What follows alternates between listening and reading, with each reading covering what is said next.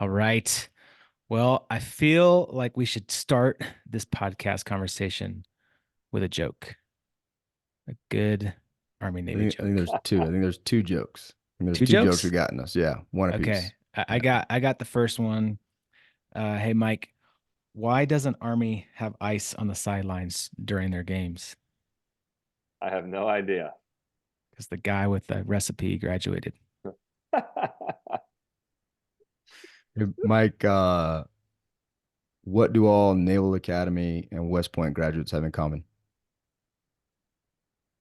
A lot, but I don't know specifically. We all got accepted to West Point. Yeah.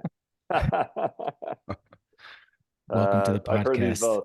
I've Mike. heard these both Welcome to the in the past. podcast, Mike. I'm sure you're super excited. This is how we do. We Yeah. invite awesome people on, and then we put them on the defensive with bad jokes. I mean, that's Uh, that's uh that's the recipe for success, is what we've Recipe heard. for success, for podcasting success. Uh, Mike good Erwin, stuff. welcome to the show, man. We're excited about as much as we joke, we're excited about this conversation, man. You've done some pretty cool stuff. We all graduated the same year from the separate service academies, and we all went into harm's way quickly thereafterwards. So, man, you have an amazing bio, and I want to dig into all of it. So, if you could, for our audience, just give us a little bit of background about who Mike Erwin is. Sure. So, yeah, great to be here, guys. Started off born and raised in Syracuse, New York, and I then went to West Point in 1998. So I played baseball there. I was a left-handed meatball pitching a pitcher, and I graduated right after 9/11.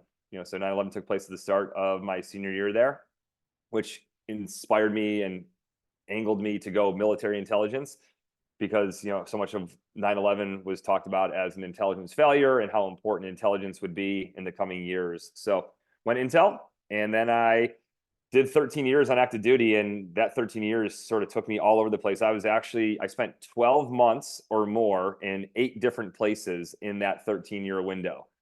um, Fort Huachuca, Arizona, twice, 6 months at a time for intel training.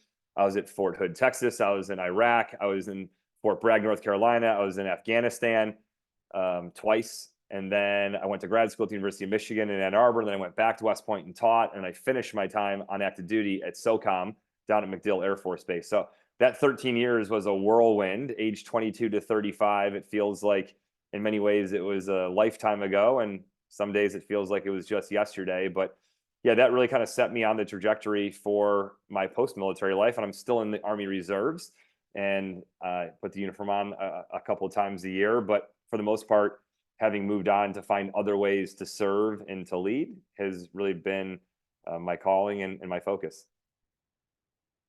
Yeah, it's interesting. There's a lot of commonalities. Stu played baseball at the Naval Academy, so you guys have that connection. You probably would have struck him out, I'm assuming. Yeah.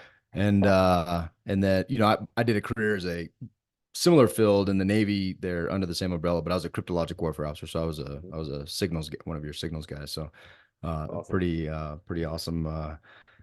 We may have crossed paths and didn't even know it at some Yeah. point. That'd Yeah, be we pretty cool had 'cause some periods, when cryptological officers from the Navy were assigned to the Sea Jasoda for the Jasoda. So, yeah, I mean, yeah, I was one. yeah, I was one of them. Yeah, yeah, I actually went to Fort Huachuca. Never thought I'd ever go yeah, to Fort Huachuca to train. Beautiful, the gem of Arizona. yeah. Yeah, it's Uh, interesting. Small yes, it small is. place. It was awesome though. It was great.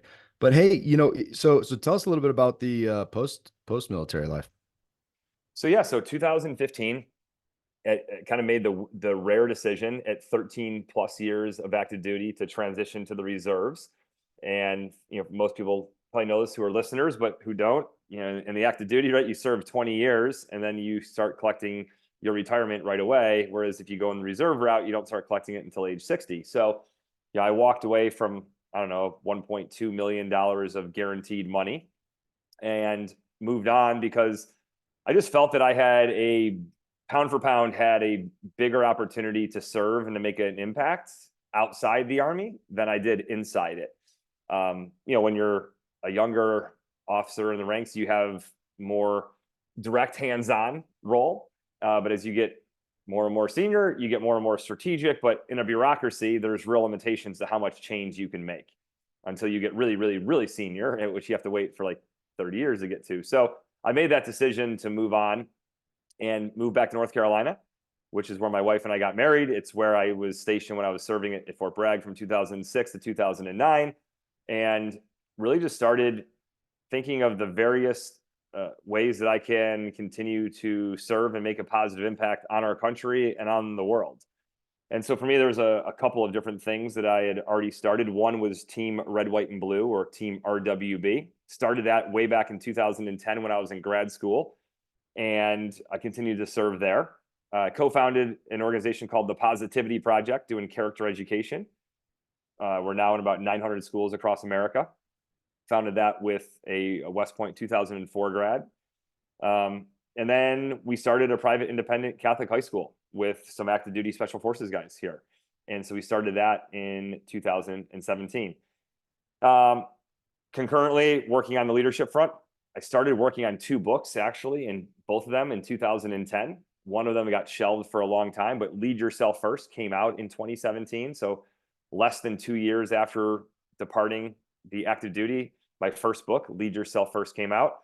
And then a couple of years later down the road, Leadership is a Relationship came out in 2021. So a lot of that leadership work that I did and poured into those books, I've used when having leadership conversations with high school students, corporations, professional athletes, et cetera. So if you're listening, you're probably like, wait a minute, like this guy's got a lot of different things going on. And like, that's kind of my MO. That's how I align like my personality with what I do best.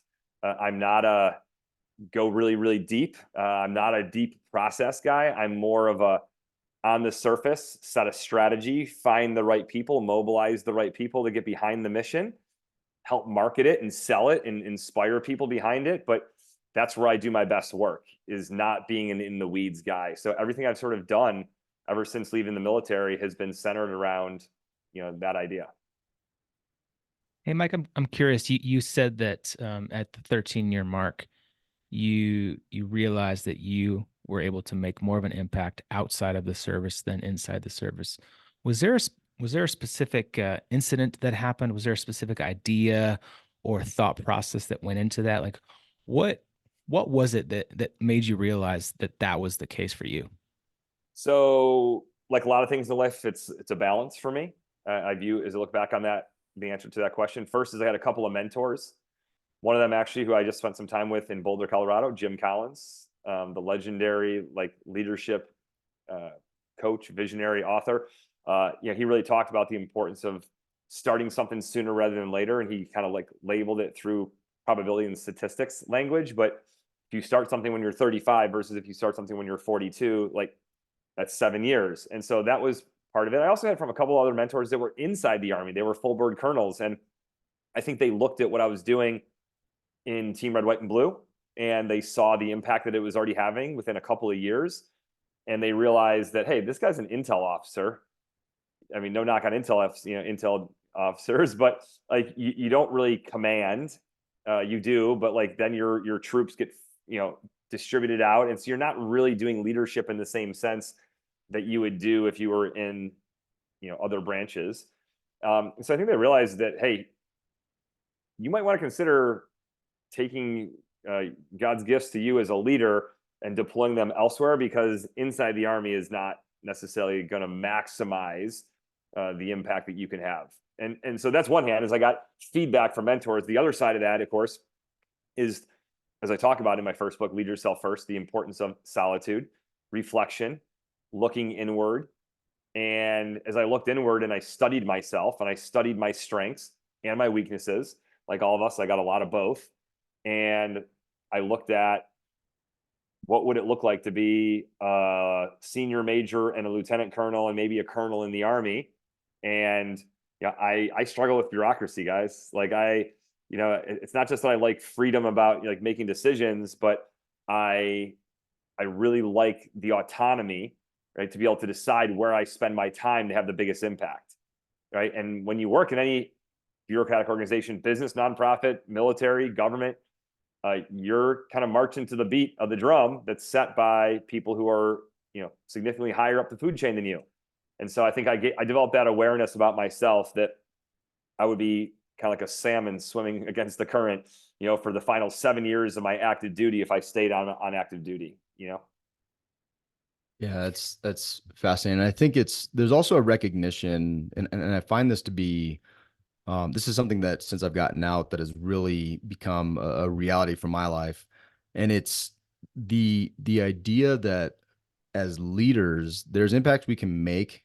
Not, a lot of people think the military and they think of leadership and think of officers and commanding officers, XOs, all these different positions, and that it being a pinnacle of leadership. And I would say that I've been more challenged since being out with leading my family and my Yeah. kids and trying to make an impact in my community and within the church and different areas of truly pouring in without any limitations, right? Without any limitations on how I speak about my faith, without any limitations on how I speak about whatever my political opinions and different things, and having reasons for all these different thoughts. It's pretty fascinating to me that I would argue I'm now reaching the pinnacle of what leadership really looks like and what the true impact and the true service leader mentality can truly do in a different context. And so Yeah. it's fascinating that you said Spot that. on. Spot on. I mean, Yeah. this is something I learned actually when I was still in the military. I read a book, I got it back here, like by Jim Collins, called, Good to Great for the Social Sectors. Small little addendum to his Good to Great book, but he talked about this a lot. It's like leadership in a social sector organization, leading your family, leading in a nonprofit where you don't have command and control and you don't have UCMJ and all those other things that you have in the military or in a hierarchical organization. Fanatically more complicated to lead in those environments when you're talking about people that you love or a place where you technically have no power, because at Team Red, White, and Blue, we've got hundreds of volunteers that could just sit there and say, I'm out. They're not being paid. And so how you lead volunteers is really important. And it's very different than people who are on the org chart. They're required to basically listen to you and be somewhat respectful. So for sure, that's much harder, I think. Yeah, no, that's fascinating. I think there's, one of the things I saw in the military that really, it was a thought I started developing as a commanding officer, and then when I invested, now I invest so much more time at home because I'm able to. I realized, man, a lot of and not to bash, younger generations, but the kids showing up and they're kids, right? 18-year-old kids showing up to commands in today's day and age are very different than they were, even a few years ago, and definitely different than when we showed up. And I'm sure we were very different than, Vietnam era, whatever. But one thing that hit me a square between the eyes is a lot of the issues I was having with resiliency and discipline and just a lot of different entitlement and different aspects that I was seeing a lot more in the military. I put that on the parents. That the leadership within the home to prepare these young adults to go out into a world, whether it's military or whatever, and be mature enough to handle stuff like that really hit me. I'm like, man, I have a different responsibility. I'm now looking at my kids' futures and thinking, what are their future bosses, commanding officers, partners in business, whatever? What are they going to get? And how does that person get developed? And you're doing that to a huge scale, right? And I imagine that, the school you started in large Yeah. part was to be able to impact some of this stuff. Yeah, absolutely. Yeah, Father Capodanno High School started. So talking about the Army Navy stuff, I never thought I'd name one, I never thought I'd start a school, because people ask you, hey, how is it starting a high school? I'm like, well, every bit as heavy of a lift as you might imagine. But then I would then name that school after a guy from the Navy. But that's what we did in an Army town. Father Vincent Capodanno, served with the Marines, but he was a Navy chaplain. And amazing story. Killed in the Quezon Valley, in 1967, September 4th. And just an amazing story. Congressional Medal of Honor recipient.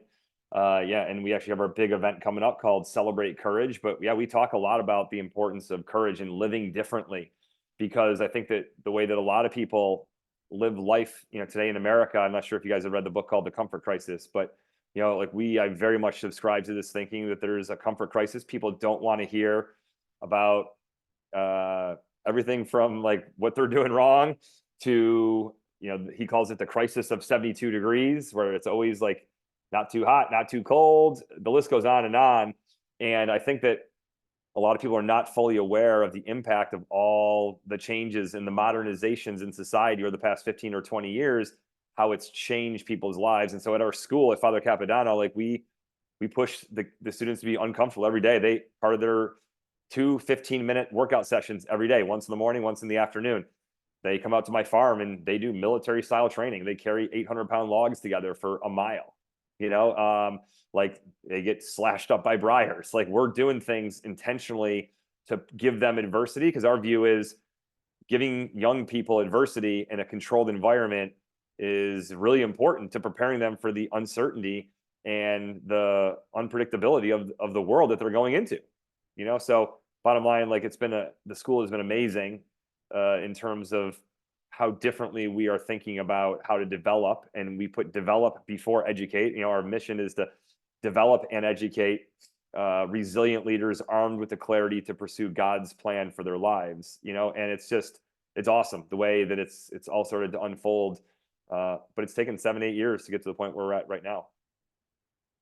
I'm noticing a trend in most of what you're doing here, post-military, with Team RWB, the Positivity Project, and even the school, and even your second book kind of aligns there too. Is this idea of how important relationships are?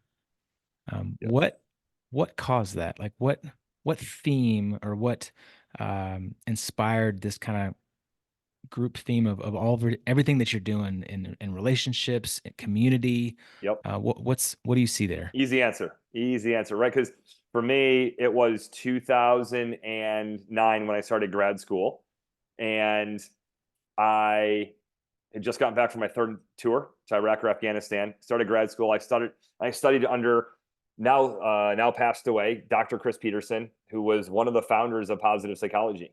And his phrase that he talked about all the time was other people matter, right? And he talked about how important it is to understand that relationships are the number one driver of life satisfaction. And so I studied for 2 years under his tutelage and learned all about the research going into the field of positive psychology about how important relationships are. And so that's why I started Team Red, White, and Blue. That was why we started the Positivity Product. Capodanno, one of our big focuses is on relationships. We've got a policy, no cell phones, right? Our students come in and they check their cell phones in a little cubby, like any of us who are working in a skiff would have to do. Like our students don't have access to their phones all throughout the day because we want them to connect with each other and build relationships. The list goes on and on. We homeschool our kids here on my farm. We're teaching them about how to build relationships with each other and with people who come to the farm. So for me, I believe, as I look at the future, Stu, and I look at artificial intelligence and all the ways that it's going to change the world, change the way we operate, we live our lives, fundamentally, it's going to make the people skills, the soft skills, the human skills, character, more important than ever. And so I'm a big believer that you can teach young people right now how to code and how to use AI and how to prompt AI. Like, to me, that's fine. That's totally fine, but that's not going to differentiate them. And in fact, they may not set them up for success. What will set them up for success is to build the human skills. But yeah, it really goes back to Dr. Chris Peterson. For 22 months, I was in his shadow at the University of Michigan in Ann Arbor. He was my mentor. He guided my thesis around this, and everything I did then centered around how important relationships are. And it was a transformational moment in my life. That's awesome, man. And I'm curious, tell me a little bit about this. One thing that stuck out to me with everything you're doing, and or with a lot of things that you're doing, is this focus, this idea of positivity and positive psychology. I had not heard of positive psychology in the past. So what is this? You give us a just layman's term, make it so that Stu can understand what positive psychology is about, but also this emphasis, or West Point grads, either or West Point grad, yeah. Just do it like you're explaining to your classmates. So, but ultimately, this emphasis on positive was really intriguing to me. Yeah. So I also had never heard of positive psychology when I applied to Michigan. I actually applied to Michigan and then the University of Virginia and UNC. Dr. Barbara Fredrickson at UNC, Dr. Jonathan Haidt, who's now this really important author, if you've heard about him, The Anxiety Generation, Awesome. The Coddling of the American Mind. So I almost studied under him, and I probably would have if he had been able to convince people at UVA to admit me. But Chris Peterson did convince the people at University of Michigan to let me in. So, for me, I did not know much about it, but when you look at psychology and you go back about 150 years, 1870s or so is when the science, air quotes here, because it wasn't really a science as much as it was observations and analysis. But Freud and then some of his students, they really looked at the effect of it, everything of the unconscious mind. We've all heard these terms before. I think the id, the ego, and the super ego, all of that. And psychology didn't gain a whole lot of traction for like 50 years. I mean, it started picking up some steam here and there, but it really was as we started to kick off World War II, and psychologists and people within what would become the CIA and within the Pentagon said, we need to figure out who is crazy enough to fly airplanes and to spy, right? Because of course, I don't know this. I can't remember the stats, but I think it was like 1 in 2 pilots like just didn't even make it because of due to test training and because fighter aircraft were so young and so new. So they're like, who is going to be able to be up there and not spaz out like in the moment, like when something goes wrong? And so psychology actually started to like pick up traction then, but it was after World War II that we started to discover about the Holocaust and Hitler and Stalin and Mussolini and all the evil of the world. And so as the greatest generation came back to America and they started to use the GI Bill and go to college, a big focus started being like, what the hell is the matter with people? What is wrong? Like, how could people allow that to happen? How could they do that? And so psychology for the next 50 years was like 95% a focus on like the deviant, the disordered, the evil, the wrong. And so we did a really good job within the field of psychology of studying what's wrong with people. And positive psychology came along in 1998 formally through the American Psychological Association and said, hey, it's great that we're studying about all the things that are wrong with people, but let's not lose sight that there's some good things with people too. And we might want to study those. And so that's really what positive psychology is, 25, 26 years old as a field. And it's the scientific study of what goes right in life and why life is worth living, despite all the problems and the challenges and the pain and the ups and the downs. And so that's what I studied in grad school. And that's where, again, the bedrock of positive psychology is the role of character and the role of relationships. And so I studied the 24 character strengths and I studied relationships. And that's really, again, been at the crux of pretty much everything that I've done since then. So let's talk about Team RWB. What is it? And how is it helping specifically veterans? So started in 2010 in grad school. So it was a really big year for me. Became a dad for the first time and worked on my first book and Team Red, White, and Blue started. So our initial focus for the first decade was really on helping service members to transition from active duty Guard reserves to the civilian world. Help them to make the transition and to meet new people in their new community. That's what we focused on. Now, we did this primarily through physical and social activity. So we did running and hiking, but we also did bowling and sports games and trivia night. And we did a lot of different events, but the focus was really on positive psychology's research of we need to help veterans meet new people as they become veterans in their new community. Now, we know that about half of veterans stay within 50 miles of their last duty assignment, but the other half move for a job or they go back home or whatever. So there's a big need for that. That was the first decade. And we were on fire for that period of time, really 2010, I'd say about 2018. And then as the large scale deployment started to slow down, then as the government got better at helping service members to transition through internship programs and things like that, there was a realization that helping veterans to reintegrate, that key word, that buzzword, reintegrate, was not as important or emotionally compelling as it once was. That's just the truth, right? Majority of people who we were helping to reintegrate in 2010 to 2016 were less than a year removed and often 6 months or 3 months removed from a combat zone. And so a lot of Americans felt a need to help and support them. So that's what we did for our first decade. But just before COVID, we started to realize, okay, we need to start making some changes here to remain relevant in the veteran landscape. And so we pivoted. And so to answer the question, see like who we are right now, we are America's health and wellness community for veterans. We work to help veterans be physically, mentally, spiritually, emotionally, everything under the umbrella of wellness. We help them to be healthier, but primarily we do it through physical activity as a way to not just improve your physical health, right? Your body weight, your heart, your blood pressure, and all that stuff, which is objectively indisputable, but also the mental health side. Yeah, and you may have seen, but we just had an active duty Navy sailor, 28 years old, Paul Johnson, run all the way across America. He did a transcontinental run, 3,000 miles, averaged about 60 miles a day, over 52 days, raised $500,000 for Team Red, White, and Blue. But the whole point he was talking about was how important running is for him as an active duty sailor to helping deal with the struggles of mental health. Because a lot of people struggle. A lot of people, some of the toughest people I know in the world struggle on the mental health front, especially when they leave the military and they don't have that structure, they don't have that purpose. So that's a big thing that we're really talking about, at Team Red, White, and Blue is how does being physically active, hiking, walking, running, rucking, CrossFit, hot yoga, rock climbing, you name it, if it elevates your heart rate, it doesn't just help you physically, it helps you psychologically, mentally, right? And that's a big thing I think that we've really started to focus on. Last thing I'd say, go back to the community and to the relationships piece. That's what we do. Like we're not just, oh, hey, we don't provide you an individual coach and help you to be individually more physically active. We plug you into a community. We give you a sense of identity and belonging and support. You wear the eagle and you see other people wearing that, they know that you're on their team and you're on their team, right? And that's a huge part of what we do is that sense of identity and belonging, but it's also the relationships. There's, I don't know, probably 50 marriages that have happened because of Team Red, White, and Blue, right? There's a huge, change to people's lives because of the organization, but it does come back to the role that physical activity, mental health, and community/relationships play in living a healthy life.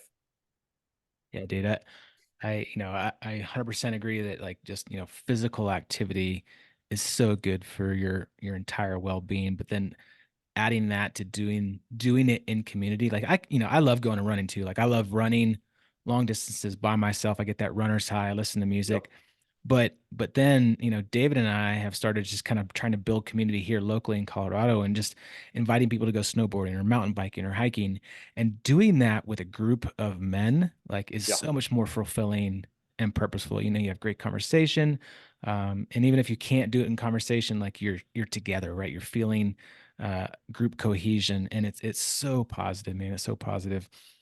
The other thing that I wanted to hit on that you discussed, and I think it's still relevant, and it might not be as relevant, for kind of how the mission and organization kind of changed, but I think there's still a huge need for transition in military to find their tribe, a new Yes. tribe and community. I think there's still a huge need for it because my experience transitioning after retiring from the Navy is, and I stayed in the same location, Yep. but as soon as you leave the military, that tribe, that like given tribe, your squadron, your command, your wardroom, like all of that immediately goes away, right?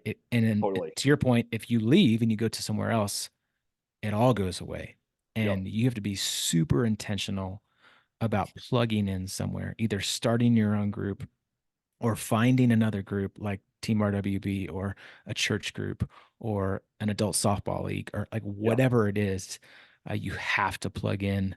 And if you don't, like, it can get Yeah. really, really lonely. And to your point that a lot of times when we're in the military, we're so busy, and you're so busy and committed to your job that you don't have much time for outside work activities. And I remember I did a leadership session for folks that were probably, 10 or 12 years into the military. And I asked how many of them were active in their community. And like 1 out of like 11 people. Yeah. I coached my kids' soccer team, but like everyone else is like, I'm Iron Major, I'm, working until 7 o'clock at night. Like, and so whether or not it's work or whether or not it's just like the phase of life you're in, a lot of times people in the military feel like, hey, I'm doing my service in the military. And I challenge people on that and say, yeah, you are. But if you think that service stops with the military or that you're filling your quota, quote unquote, by being in the military and service, like you're missing out on the opportunity because in many ways, the chance to be a volunteer leader in Team Red, White, and Blue or in a church group or volunteering at your local Habitat for Humanity or whatever it might be, not only do you meet the people, but you also realize that there's service beyond the military. And in many ways, in some cases, it actually feels a lot better, than maybe not a deployment, right? It's hard to beat the meaning and fulfillment and purpose of a deployment, but being back garrison, I felt way more fulfilled in my service as a leader in Team Red, White, and Blue than I did as a garrison soldier. So Well, and the same thing happens after transition.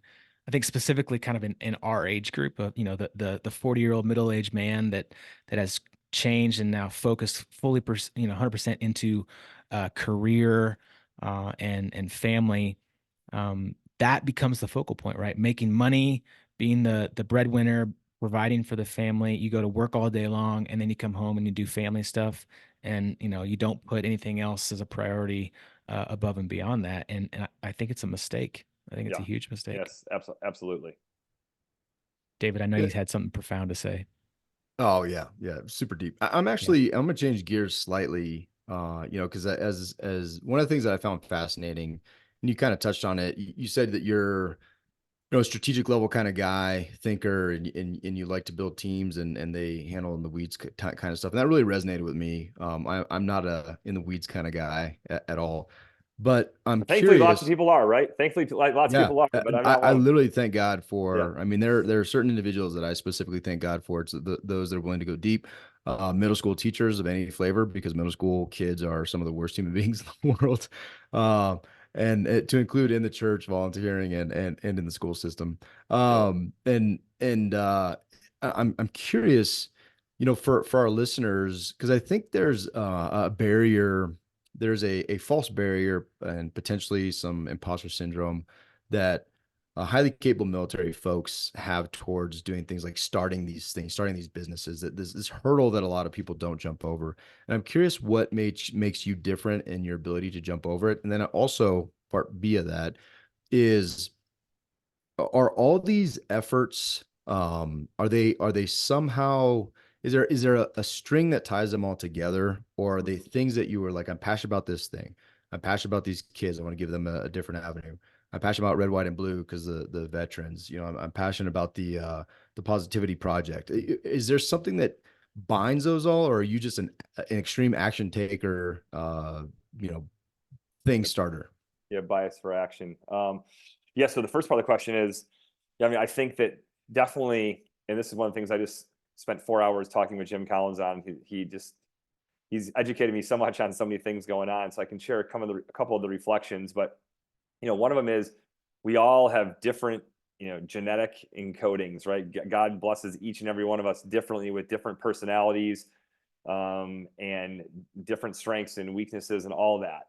And one of the things that he's learned by studying people's lives, especially the past 8 years for this book that he's working with that's coming out, is that people are very uh, very different, and he talks a lot about his concept from his books, Good to Great, about the hedgehog concept. Of like, you really try to find something that your genetic encoding, your God's gifts, right? You want to align with like what you've been talented to do. Like I am not, for whatever reason, I can't read music, barely can read music, and I can't play an instrument, a guitar, a piano, you name it. And so for people who can do that, it just blows my mind. Like people can pick up a guitar and like, you know what I mean? Like that's just like, I am not encoded to be a guitar player or to play music in general, right? And so I think for me, part of it is my genetic encoding. Like, God's blessing to me is I'm high in energy, right? You probably don't recognize the name, like I'm kind of under the weather. So like I'm actually like a notch, a peg less energetic than I normally am. But like, I'm high in energy. And I also, as an intel officer, like I'm my training in the Army, I was always thinking about what could go wrong. And when things do go wrong, I'm like, okay, well, kind of expected that. So I think a lot of people get their hopes up on things, especially when you're building something or starting it from scratch. You have this dream and it's like the honeymoon phase. Then you realize that like, oh, 3 people showed up to that, and we thought it was going to be 20, and so you have to have enough energy to be able to check in with yourself humbly and say, okay, why did only 3 people show up instead of 20? But also not beat yourself up over it, And so I've got that kind of a personality that I can beat myself up, really short term, and then go, okay, what did I learn from it? Move on. And then I completely have forgotten about like, the feeling that you have when 3 people show up, to something that you thought 20 people were going to show up for. So that's part of it. Is I think my personality, has allowed me to prefer to, be more distributed in terms of how I spend my time. But I think it's also, go back to your question of, is there a through thread? Not necessarily. I kind of view life as an ecosystem of relationships. And what you find is that some people plug and play and are interested in supporting or being a part of different elements.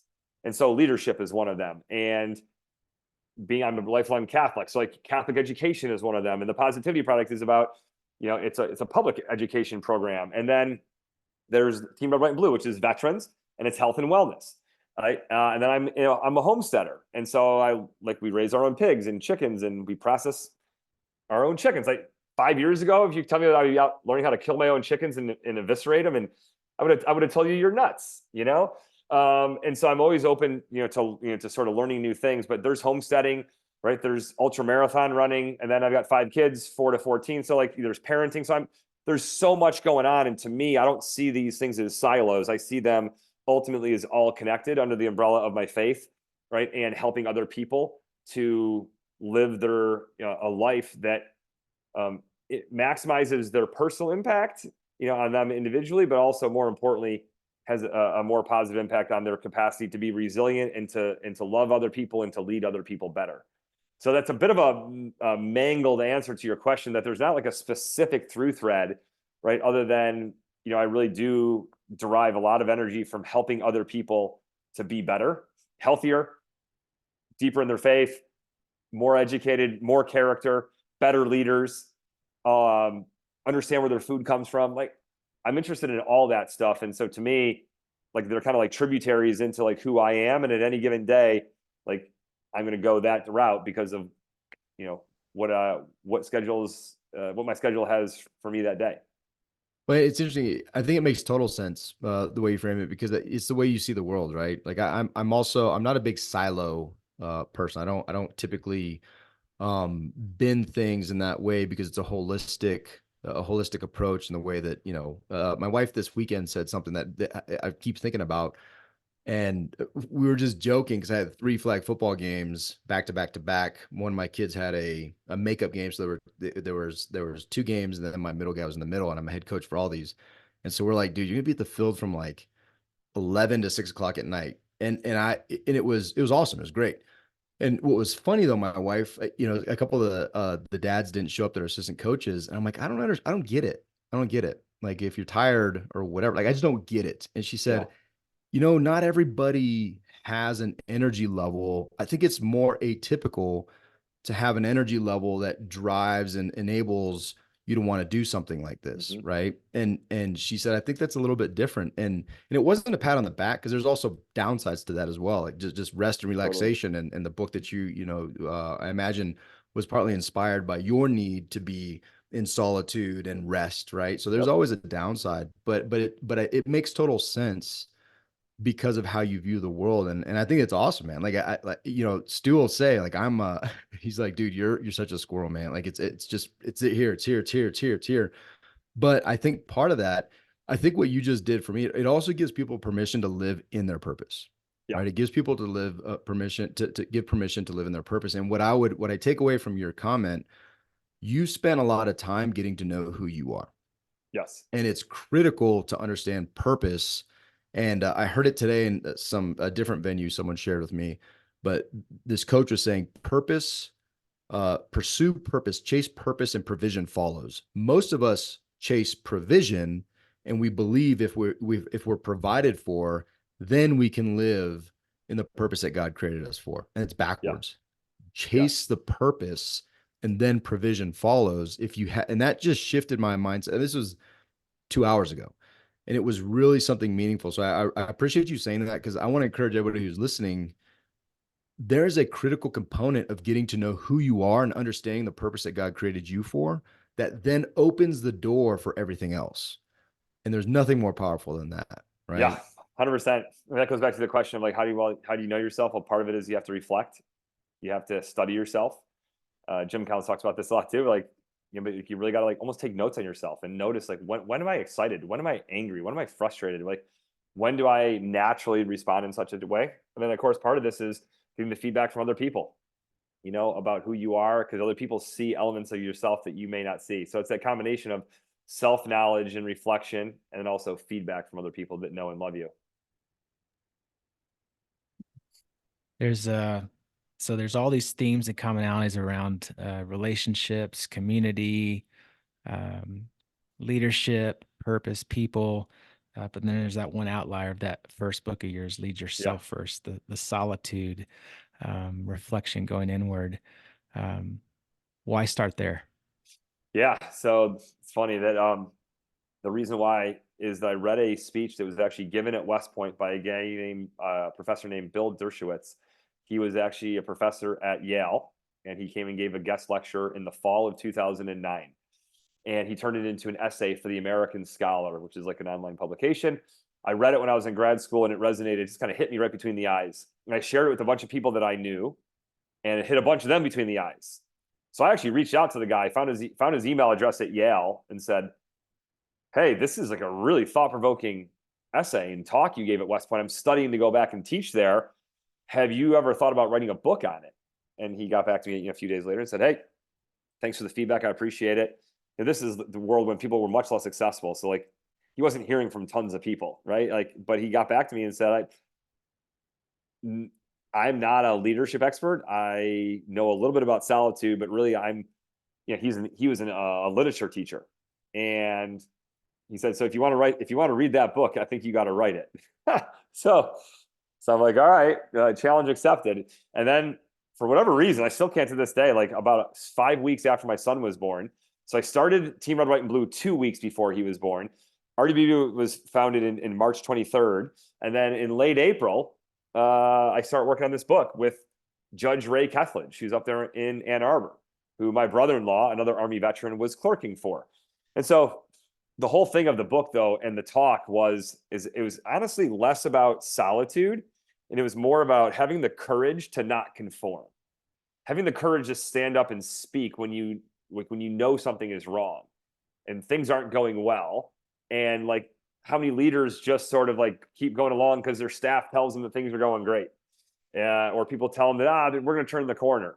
And his point was that in solitude, in reflection and introspection, it's hard to hide from the truth.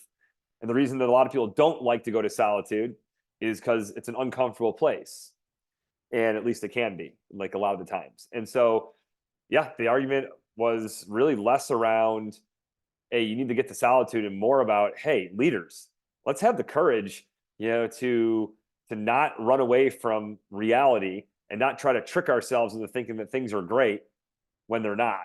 And he really cited what was going on in Iraq is part of it. And he praised, like, at the time, General Petraeus for standing up and saying, like, things are going horribly and we need to change.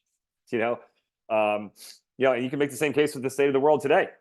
My favorite book that I recommend to everybody is The Fourth Turning.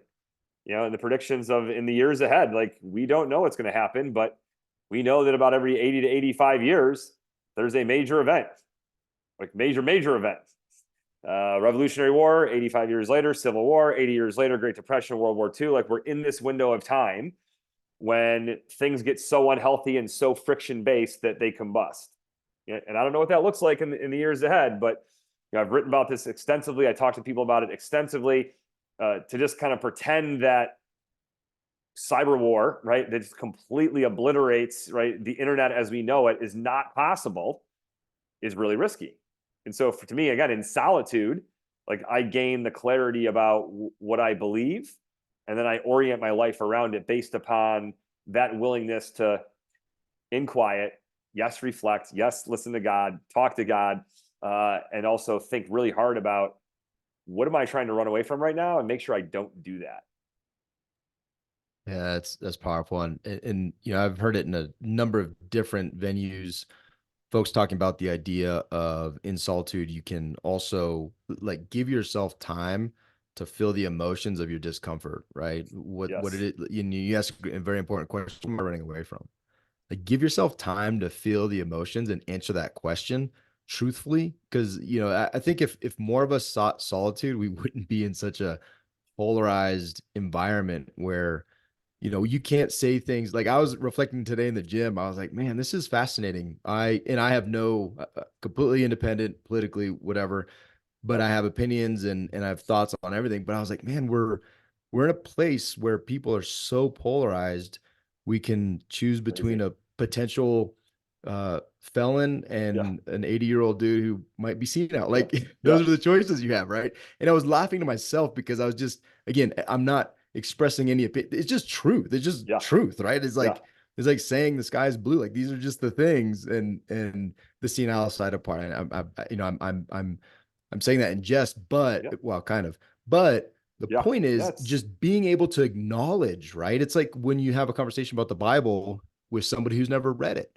You're like, man, this is a really interesting place we're in to not be able to critically think and to say truth to things like, hey, let's not talk about this because you've never read it, right? Like it's okay to say that because it's just true. You've either have or you haven't. And so I love the fact totally. that, and there's a very powerful aspect of being able to do that with yourself, Yeah. not in an argument with somebody politically, not in a, debate with yourself and acknowledge, I just don't know everything I think I know. I'm actually way dumber than I actually think I am. And what can Totally. I do about that? And do Yeah. I desire to do anything Yeah. about That famous quote by Blaise Pascal, right?